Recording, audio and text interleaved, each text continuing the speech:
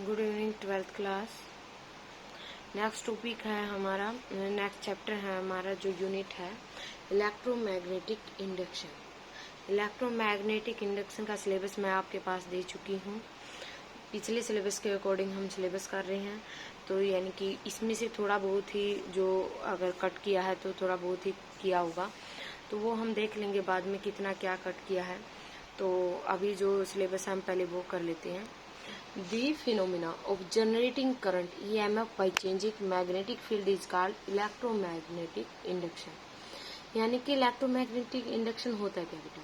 हम ये भी बोल सकते हैं भी the phenomena of inducing EMF whenever there is a change in magnetic flux, यानी कि मैग्नेटिक फ्लक्स में इंड्यूस्ड ईएमएफ का जो फिनोमिना होता है ना, उसकी वजह से यानी कि जो मैग्नेटिक फ्लक्स में चेंज होता है उसको हम क्या बोलते हैं? Electromagnetic induction.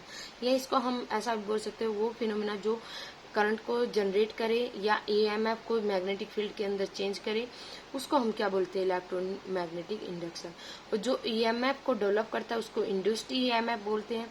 और जो यदि कंडक्टर की फॉर्म में क्लोज सर्किट में हो, करंट फ्लो कर रहा हो सर्किट में, तो उसको हम इंड्यूस्ड करंट बोलते हैं। यहाँ से सिर्फ हमें इतना ही जानकारी जरूरी है इलेक्ट्रोमैग्नेटिक इंडक्शन के बारे में, और फैराडे लॉ में हम सारा डिटेल में पढ़ेंगे इसके बारे में। यहाँ से सिर्फ इतना डेफिनेशन ही कर लेना। मैग्नेटिक फ्लक्स नेक्स्ट टॉपिक है बेटा। मैग्नेटिक फ्लक्स हमने यानी कि इलेक्ट्रिक फ्लक्स किया था बेटा, सेम उससे मिलता जुलता ही है। यानी कि मैग्नेटिक फ्लक्स क्या होता है? Through any surface held in magnetic field B vector is measured by the total number magnetic lines of force crossing the surface. यानी कि ऐसा लगा लो, देखो जैसे हमारी कोई रिंग है, ये जैसे ये रिंग है, इसमें ये से यानी कि जो इलेक्ट्रिक फील्ड्स लाइंस यानी कि हमारी ऐसी जाती थी, यानी कि जो हमारा ये इस पे यानी कि जो इलेक्ट्रिक फील्ड्स पे यानी कि जो लाइन एरिया होता था हमारा, यानी कि जो ये एन वेक्टर से शो करते थे इसको, यानी कि ये हमारा क्या होता था? एरिया एलिमेंट होता था। तो यानी कि जो हमारी मैग्नेटिक फील्ड की डायरेक्शन इस साइड होती थी, तो यानी कि हमारी ये क्या है? एरिया है।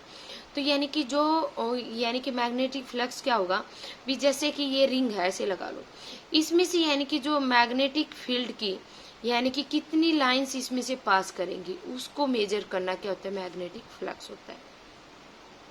ठीक है बेटा। यानी कि इन यूनिफॉर्म बी वेक्टर क्या है? मैग्नेटिक फील्ड है। ए क्या है? एरिया है। और theta normal of the plane है, ये थीटा हो जाएगा यहाँ पे इसके बीच में। और मैग्नेटिक फ्लक्स फाई से रिप्रेजेंट कर रहे हैं हम। देखो इसमें जैसे हमने इसमें ये इस तरह ले रखा, मैंने या रिंग में दिखा रहा है, जो इजी लगे आप कर लेना। इसमें थोड़े ऐसा दिखा रखा तो आप इसमें कंफ्यूज ना हो, ये सिंपल सा दिखाया मैंने इसलिए। जैसे कि ये क्या होगा बेटा? इस पे परपेंडिकुलर होगा ये, यानी कि ये लाइन ऐसे परपेंडिकुलर होती है ना इस पे, तो ये क्या हमारा एन वेक्टर, ये एरिया और ये मैग्नेटिक फील्ड, इनके बीच में क्या बनना है? ये थीटा, ये हमारा स्मॉल एरिया हो जाएगा। तो यानी कि फाइव मैग्नेटिक फील्ड क्या हो जाएगा? B vector A vector B A cos theta. और मैंने वहां पे बताया था बेटा साइन थीटा क्यों नहीं लिया है यहाँ पे। तो देखो बी ए कोस थीटा, अगर मैं कोस थीटा को यहाँ पे यानी कि जब डॉट वेक्टर है तो स्केलर क्वांटिटी होती है हमारी, और यानी कि बी ए कोस थीटा, और जो क्रॉस में लेते हो तो क्या आती है? बी ए साइन थीटा। अगर यहाँ पे मैं यानी कि जो मेरा थीटा है, यानी कि अगर मैं थीटा मेरा 0 आता है, यानी कि अगर मैं यहाँ पे थीटा 0 लेती हूँ तो यहाँ पे तो फ्लक्स क्या हो जाएगी? 0 हो जाएगी, यानी कि वो हो नहीं सकती। तो अगर मैं थीटा यहाँ 0 लूंगी तो यानी कि क्या हो जाएगी मेरी? यानी कि बी ए आएगी। तो इसलिए मैंने B vector dot A vector लिया, ये मैंने पहले भी बता चुकी हूँ उसके बीच में। इसमें यही लिख रखा theta smaller angle between theta, ये करना चाहो तो कर सकते हो, या वरना कोई जरूरत नहीं है इसकी इतनी। तो यानी कि अगर इस पे देखो ये दे रखा है, जैसे थीटा इक्वल टू 90 डिग्री है, यानी कि 90 डिग्री है, तो बी ए कोस 90 क्या आया? 0 आया मेरा। अगर थीटा यानी कि magnetic field of normal to the surface, यानी कि जो हमने नॉर्मल बोला था, यानी कि इस पे क्या था? परपेंडिकुलर था। तो बी ए कोस यानी कि देखो मैग्नेटिक फील्ड की भी डायरेक्शन इसी साइड है, और यानी कि जो एरिया की यानी कि एन वेक्टर है, यानी कि इसकी भी डायरेक्शन मेरी इसी साइड है। तो थीटा यहाँ पे हमारा क्या होगा? 0 होगा। 0 डिग्री होता बी ए आएगा मेरा मैक्सिमम वैल्यू, तो यानी कि किस पे वैल्यू रहेगी मेरी?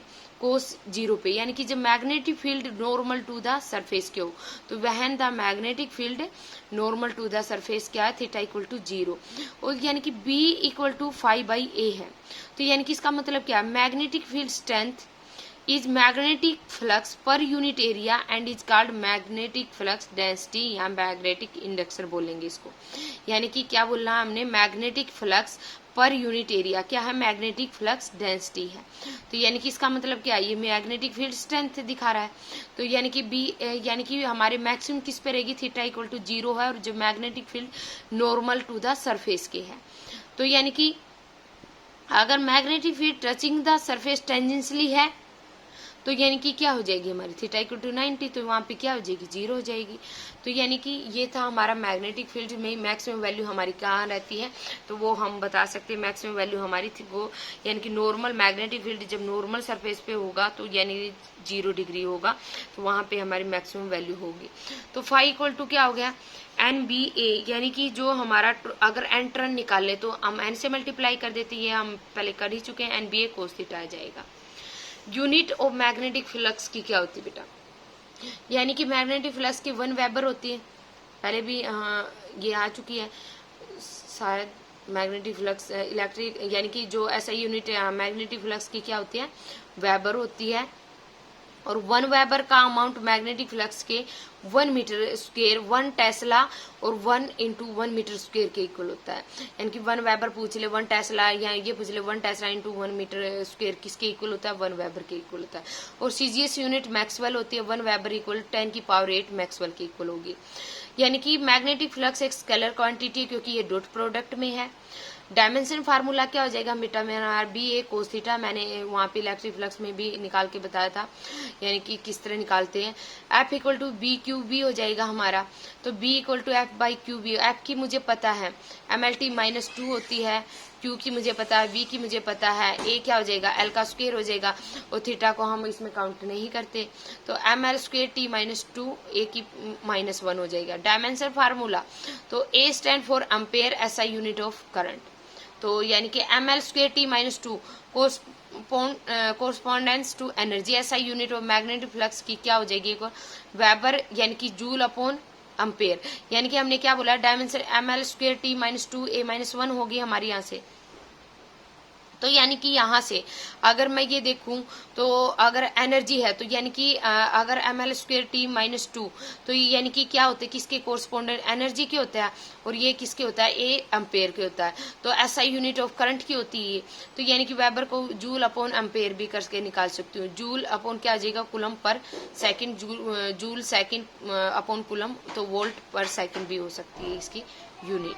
तो ये अलग यूनिट है हमारी निकालने का तरीका। जब यानी कि ML² T -2 को तो हम क्या कोरस्पॉन्ड मान ले, एनर्जी के, और ए एम्पेयर करंट, यानी कि एम्पेयर यानी कि ऐसा यूनिट ऑफ करंट की। तो ऐसा unit of magnetic flux will भी क्या हो जाएगी हमारी, ये होगी। अगर ये पूछ ले भी एनर्जी की फॉर्म में, एम्पेयर की फॉर्म में, यानी कि ऐसे यूनिट हमारी मैग्नेटिक फ्लक्स में क्या होगी, तो हमें ये बतानी है बेटा।